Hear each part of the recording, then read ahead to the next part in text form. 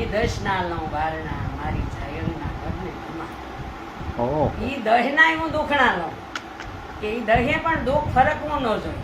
વાહ આ ભાવ હતા દાદા જે